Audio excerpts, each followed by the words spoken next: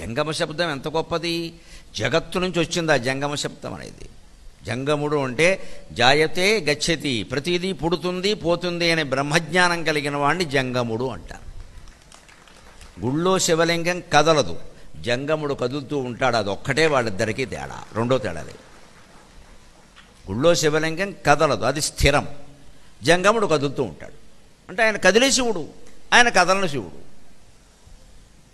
మనకు కదిలే శివుడు కంటే కూడా కదలని శివుడి కంటే కూడా కదిలే శివుడే ముఖ్యం. కాస్త మాట్లాడతాడు కదా, మన ఇంటికి వస్తాడు, కావ్య అవుతాడు, ఏదో చేస్తాడు, మన ఆశీర్వదిస్తాడు.